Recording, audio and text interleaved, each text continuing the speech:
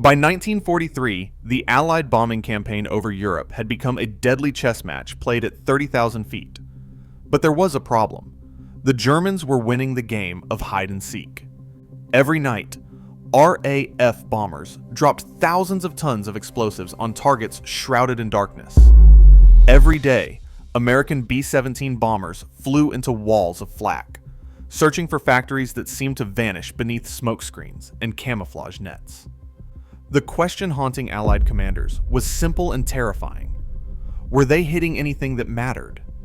The answer would come from an unlikely source, not from the thundering bomber formations that filled the skies, but from lone, unarmed aircraft flying suicide missions deep into the heart of Nazi Germany. These were the F-5 Lightning photo reconnaissance planes, stripped of guns and armor, carrying only cameras, and the courage of pilots who knew that speed and altitude were their only defense. The Lockheed P-38 Lightning was an unlikely spy plane. With its distinctive twin-boom design, Germans called it the Gabelschwanz Teufel, the fork-tailed devil. But the F-5 reconnaissance variants were different, where fighter versions bristled with 4.50 caliber machine guns and a 20mm cannon. The F-5's nose held something far more dangerous to the Third Reich: cameras.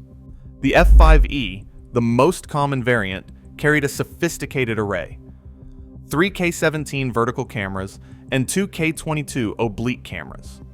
This trimetragon system could photograph a 3-mile-wide swath from 10,000 feet.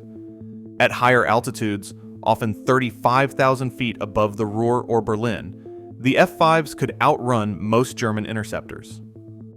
Their twin-turbo supercharged Allison engines gave them speeds approaching 430 miles per hour and a range of 2,500 miles with drop tanks. They were fast enough to escape, high enough to survive, and alone enough to avoid detection. But alone was also terrifying. They called themselves Photo Joes, though their fellow airmen had a cruder term: Photo Pukes. While bomber crews flew in formations of hundreds, protected by fighter escorts and bristling with defensive guns, reconnaissance pilots flew solo missions over the most heavily defended targets in Europe. Their only weapons were a .45 caliber pistol in the cockpit, speed, altitude, and nerve. On March 6, 1944, 24-year-old Major Walter L. Weitner from Yonkers, New York, climbed into his Spitfire 11 at RAF Mount Farm for a mission that would make history. He was about to become the first American pilot to photograph Berlin after a major bombing raid. Behind him, the sky was still dark with smoke from the bombers that had just attacked the German capital. Ahead, German fighters were scrambling to intercept any stragglers. Weitner went anyway, unarmed, alone. At 30,000 feet over the most defended city in Europe, he activated his cameras and began his photo run. He couldn't take evasive action. The cameras required straight, level flight to capture overlapping images. For agonizing minutes, he was a sitting target while flak burst around him and German fighters climbed toward his altitude. But he held his course, got his photos, and somehow made it home. It was the kind of courage that defined photo reconnaissance. As one pilot wrote, "Many people have said that photo reconnaissance pilots did everything the combat pilots did, but they did it without any guns. Speed and altitude were the only protection the Photo Joes had." Not everyone made it back. Antoine de Saint-Exupéry, the beloved French author of The Little Prince, was 44 years old, far too old for combat flying by any military standard. But he had volunteered anyway, joining the Free French 233 Reconnaissance Unit flying F-5Bs from Corsica. On July 31st, 1944, he took off on a mapping mission over southern France. He never returned. For 60 years, his disappearance remained a mystery.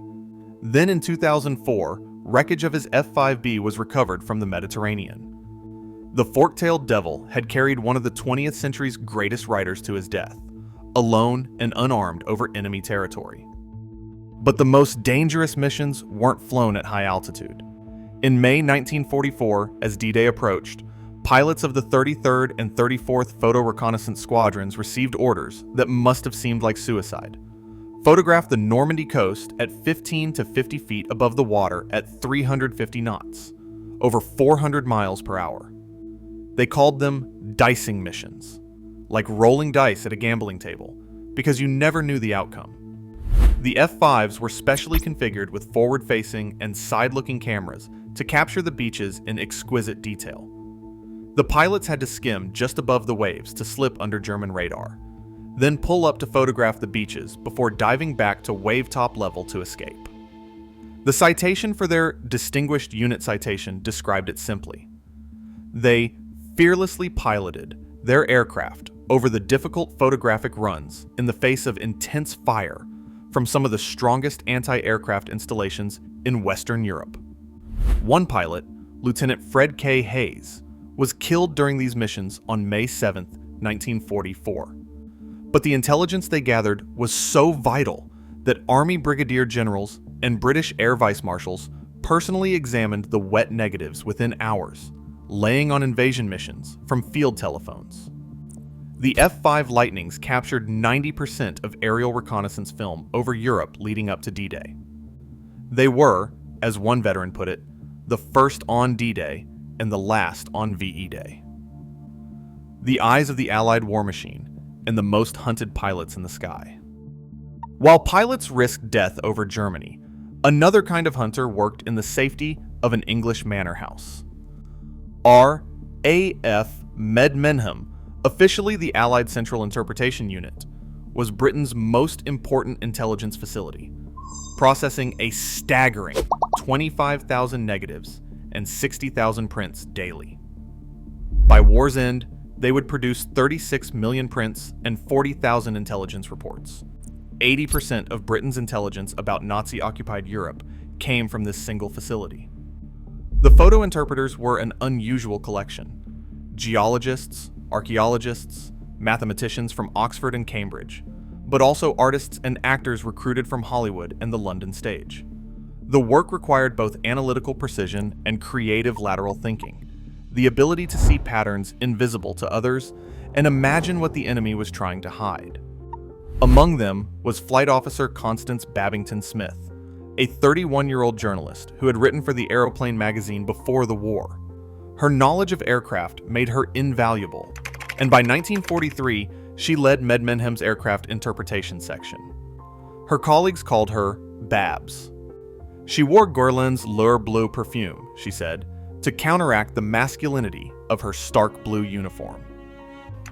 Frank Whittle, inventor of the jet engine, was notably charmed when he visited Medmenham to learn what the interpreters had discovered. But Babington Smith's real weapon wasn't charm. It was patience and an almost obsessive attention to detail. The key technology at Medmenham was deceptively simple: stereoscopic viewing. Reconnaissance cameras captured overlapping images with exactly 60% overlap. When viewed through a stereoscope, essentially lenses arranged so the left eye saw one photo and the right eye saw another. The two-dimensional images combined in the viewer's brain to create a three-dimensional perception. The effect was dramatic. The airbase, the distance between photo principal points, was far larger than human eye base, creating exaggerated vertical relief. Suddenly, flat photographs became three-dimensional landscapes. Wells could be distinguished from narrow towers. Fake factories revealed themselves by lacking the structural depth of real buildings. Shadows became calculators.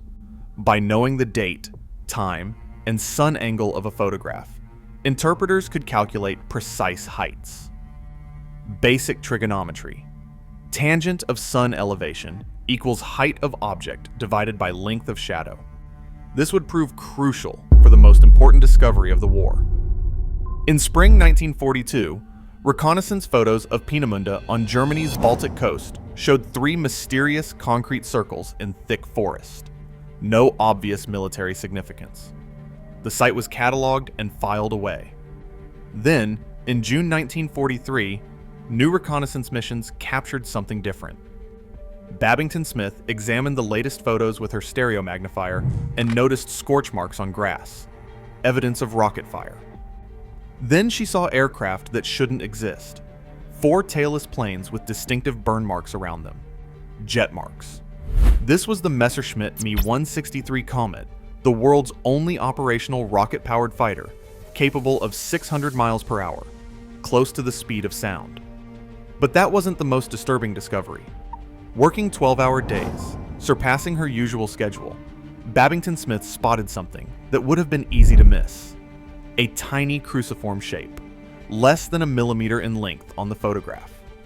She calculated its wingspan at approximately 20 feet. Her colleague discovered 2 torpedo-like objects, perhaps 40 feet long, lying horizontally on trailers. Babington Smith's quote upon discovery, "I don't believe it." Then, turning to her colleague, "You think it's for launching pilotless aircraft?" This time there was no doubt. They had found Hitler's revenge weapons, the V-1 flying bomb and the V-2 ballistic missile.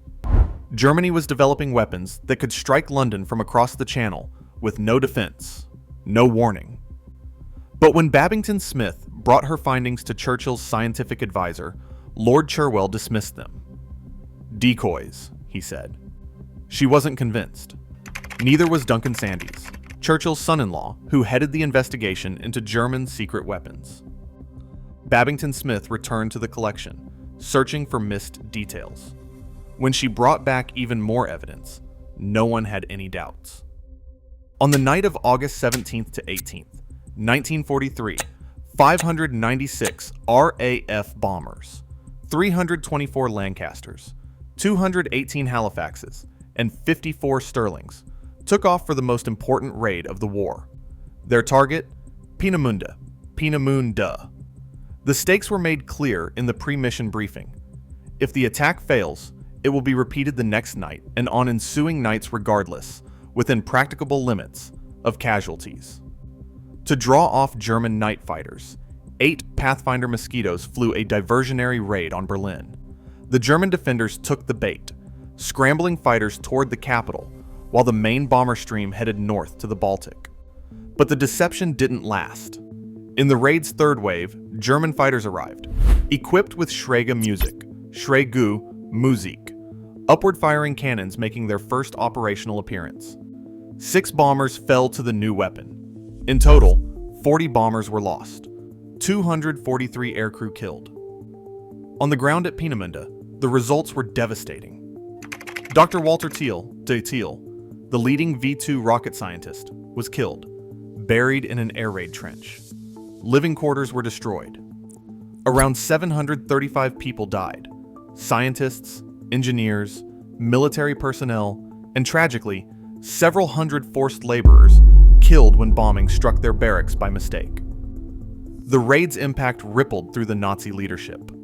General Hans Jeschneck, Luftwaffe Chief of Staff, shot himself on August 19th, devastated that the diversionary raid on Berlin had fooled his defenses. The V-2 test program was delayed by at least 2 months. And Hitler ordered the entire production program moved underground to a place where Allied bombs couldn't reach it. That decision would have its own terrible consequences. The Germans weren't passive targets. As Allied bombing intensified, they developed increasingly desperate measures to hide their war industry. The most visible was smoke. By 1943, major German cities had extensive smokescreen systems. At Bremen, smoke generators spaced 75 to 100 yards apart could create a screen extending 12 miles east to west and 11 miles north to south. The generators were mounted on trucks that moved according to wind direction, on barges and waterways, and in some Norwegian facilities, smoke liquid was poured directly into fjord waters. But no target was more heavily protected than Leuna, Germany's second-largest synthetic oil plant near Leipzig. The facility covered 3 square miles with 250 buildings, employed 35,000 workers, and was defended by 62,550 personnel, more than 6 entire infantry divisions dedicated to protecting a single industrial complex. Over 600 radar-directed anti-aircraft guns surrounded the plant. When those guns fired during raids, combined with smoke pots and explosions from oil tanks, the sky became, in the words of B-17 co-pilot Tom Landry, later coach of the Dallas Cowboys, so dark that we had no idea how close our bombs came to the target. The numbers tell the story. On clear days, only 29% of bombs landed inside Leuna's gates. During radar-guided raids through smoke and clouds, accuracy dropped to a dismal 5.1%. American bombers flew 6,552 sorties against Leuna, dropping 18,328 tons of bombs over 22 major attacks. The cost? 1,280 American airmen killed. Yet Leuna never stopped producing synthetic fuel. After the Peenemünde raid, Hitler ordered something more ambitious than smokescreens. Within days of the attack, he commanded that V2 production move to a place beyond the reach of Allied bombers, underground. They chose Mittelwerk, a repurposed gypsum mine inside the Konstein mountain near Nordhausen in central Germany. 2 parallel tunnels, each over 6,200 feet long, were connected by 46 cross tunnels, creating 1 million square feet of bomb-proof factory space. But building this underground city required labor, massive amounts of it. The Nazis turned to their concentration camp system, creating Mittelbau-Dora to supply workers. Over the next 18 months, 60,000 prisoners would pass through Mittelwerk. 20,000 would die there, more than twice the number of people killed by V2 rockets during the entire war. The conditions were medieval. Initially, prisoners lived inside the tunnels during construction, sleeping in lice-infested bunks stacked 4 high. They had no running water, no sanitary facilities, just barrels cut in half for toilets. Blasting continued day and night, filling the living areas with dust. Workers developed diarrhea and typhoid from starvation and bad hygiene. Guards shot or beat prisoners who couldn't keep pace. The weak and ill were shipped to other camps for extermination. By winter's end, 3,000 prisoners had died in the tunnels. Another 3,000 were shipped away to certain death. Accused saboteurs were hanged on the roll call square as warnings. A Dutch doctor imprisoned at Mittelwerk later testified that 250 slave workers perished every day at the facility's peak. An American mission report, when U.S. forces discovered the site in April 1945, called it the epitome of megalomaniac production, and noted their utmost revulsion and disgust at finding 1,300 to 2,500 corpses and few survivors. Yet from this horror, the production continued. Between August 1944 and March 1945, Mittelwerk produced 4,575 V2 rockets. It also manufactured 2,275 V1 flying bombs and Junkers engines for the Me-262 jet fighter. But Mittelwerk wasn't hidden from Allied reconnaissance. It was just impervious to conventional bombing. The photo interpreters at Medmenham knew it existed. They could see the construction activity, the narrow-gauge railways carrying material into the mountain, the barracks housing workers. Discovery didn't equal destruction, and Mittelwerk was just the beginning. As the Allied bombing campaign intensified after Big Week in February 1944, when American fighters escorted bombers deep into Germany for the first time, Nazi Armaments Minister Albert Speer initiated an even more ambitious program, dispersing Germany's entire aircraft industry underground. Project codenames proliferated: Weingut 1, Walpersberg, Malachit, Eisenkies, Project Riese. Massive reinforced concrete bunkers in Bavaria. Converted mines in Thuringia. Underground complexes in the Owl Mountains of Silesia. Each required thousands of slave laborers. Each promised to put German production beyond Allied reach. At Weingut 1 in Bavaria, workers constructed 3 massive concrete barrel vaults, 400 meters long, 85 meters wide, 32 meters high, to house a Me-262 jet factory. Over 8,000 workers labored on the project. Only 3,600 survived. The facility never produced a single aircraft. At Walpersberg near Kala, 12,000 slave laborers converted porcelain mines into 9 miles of tunnels for Me-262 assembly. An inclined railway was built to move finished aircraft from underground to a hilltop runway. The first Me-262 took off on February 21st, 1945. Total production before American liberation on April 12th. Only 20 to 30 jets. Over 1,000 forced laborers died for those few aircraft. Across Germany and Austria, the story repeated. Project Riese, 5,000 dead, never completed. Malachit, never completed. Eisenkies, never completed. As one historian noted, none of these facilities were completed by the end of the war, meaning all they produced were dead bodies, rather than jet fighters. While the Germans built their underground fortresses, the battle over one small German city illustrated the deadly cat-and-mouse game at its most intense. Schweinfurt, a city of 50,000 in northern Bavaria, produced 40 to 55% of Germany's ball bearings, the precision components essential to every tank, aircraft, and truck in the Wehrmacht. Albert Speer knew Schweinfurt was vulnerable. In his memoirs, he would write, "I often thought that bombing one of our bottlenecks of the armament industry would be much more effective than the bombing of cities." It was, he said, his nightmare getting true. On August 17, 1943, the same day as the Peenemünde raid, 184 B-17 bombers attacked Schweinfurt in a split mission with Regensburg. Timing was critical. Both forces needed to hit simultaneously to divide German defenses. But fog over England delayed the Schweinfurt force. By the time they reached Germany, Luftwaffe fighters had refueled after attacking the Regensburg bombers and were waiting. The results were brutal. 10% losses before reaching the target. But the bombs found their mark. Albert Speer, immediate 34% production loss. The Germans had built decoy buildings outside the main plant, but the bombers weren't fooled. Speer's reaction revealed his terror. "We thought first that we are now at the end of our efforts for armaments industry. If you would have repeated those raids shortly afterwards and wouldn't have given us time to rebuild, then it would have been a disastrous result." Plants using ball bearings sent men with knapsacks to pick up as many bearings as were available each day.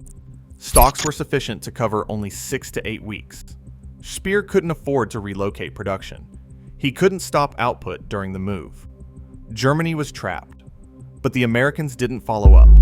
The losses had been too severe, and they lacked long-range fighter escorts for deep penetration missions. Speer got his time to rebuild. But if the ball-bearing campaign was a lost opportunity, the oil campaign was a triumph. Beginning in May 1944, Allied bombers systematically targeted Germany's synthetic oil plants, Leuna, Poelitz, Bleckhammer, and a dozen others.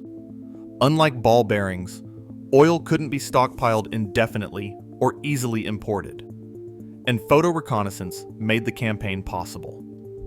F-5 Lightnings photographed every major oil facility in Germany, providing pre-strike intelligence and post-strike damage assessment.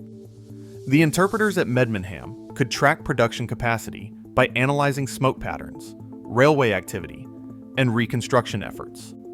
When damage assessment showed a plant recovering, bombers returned.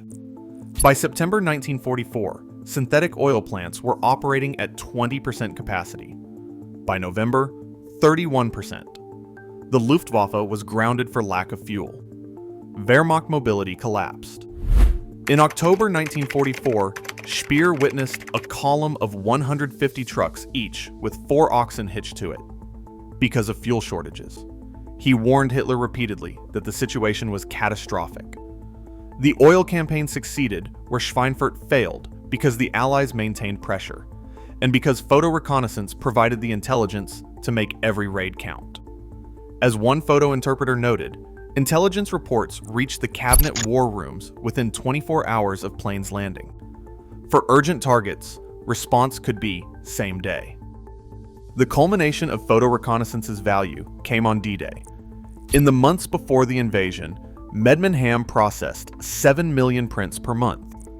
Interpreters built 97 precise topographic models of the landing beaches, contoured cardboard covered in rubber and topped with actual photographic images. Troops trained on these models, learning every dune, every pillbox, every obstacle. The dicing missions, those terrifying low-altitude flights at 15 feet above the water, captured every detail of German defenses. 2 days before the invasion, pilot Joe Thompson photographed a German battery at Grand Camp near Omaha Beach. His film was removed while his propeller was still turning. Daily railway monitoring around Normandy ensured Germans couldn't reinforce the beaches. When the invasion began, Allied commanders knew more about the Atlantic Wall than the German defenders themselves. Sarah Churchill, Winston Churchill's daughter and a photo interpreter at Medmenham, worked in at least 6 different sections during her service. As a section officer familiar with military bureaucracy and as an actress prepared for diplomatic performance, she was perfectly positioned to accompany her father to the Cairo, Tehran, and Yalta conferences. She knew the Mediterranean and North Africa theater intimately from 2 years studying images of enemy ships and troop movements. It was said she sometimes knew more than her father about military dispositions. By VE Day, RAF Reconnaissance had captured over 26 million images. Medmenham had produced 36 million prints and 40,000 intelligence reports. 80% of Allied intelligence about Nazi-controlled areas came from photographic reconnaissance, a contribution rivaling Bletchley Park's code-breaking, though far less publicly recognized. The Germans never achieved comparable capability. Post-war interrogations revealed German photo interpreters were poorly trained, understaffed, and didn't use stereoscopes.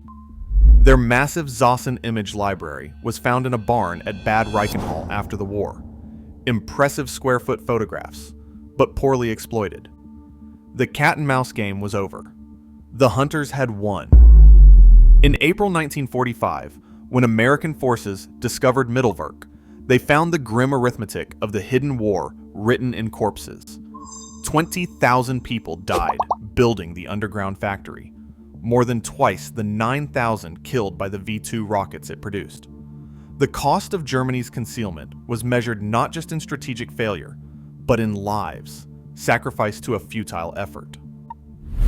Constance Babington Smith, the woman who spotted millimeter-sized secrets and discovered Hitler's revenge weapons, received the MBE in 1945 and the U.S. Legion of Merit in 1946, the first British woman to earn that honor. She lived until the year 2000, dying at age 87, her legacy as a pioneer in imagery intelligence secure. Adrian Warburton, the legendary reconnaissance pilot who flew too low and too boldly, remained missing until 2002, when his remains were found in the cockpit of his F-5 Lightning buried in Bavaria. Christina Rathcliffe, his mistress from Malta, never married and never stopped speaking of him until her death in 1989. Antoine de Saint-Exupéry disappeared over the Mediterranean on July 31, 1944. His wreckage wasn't found until 2004. The author of The Little Prince gave his life flying alone and unarmed over enemy territory, carrying only cameras, the most important weapon of the war. Albert Speer, Germany's armaments minister, would reflect in his memoirs that the Allies threw away success when it was already in their hands, by not sustaining pressure on critical industries. But he also admitted that when they finally did, with the oil campaign, the result was catastrophic for Germany. The hidden war wasn't won with bombs alone. It was won by the pilots who flew solo into walls of flak, by the interpreters who studied shadows and scorch marks until their eyes ached, and by the deadly game of hide-and-seek played at 30,000 feet across the skies of Europe. The Germans hid their factories in forests and mountains, behind smoke screens and camouflage nets. But in the end, nothing could hide from the cameras of the F-5 Lightning and the stereo magnifiers at RAF Medmenham. The invisible war became visible, and once exposed, the Third Reich's industrial heart could be stopped.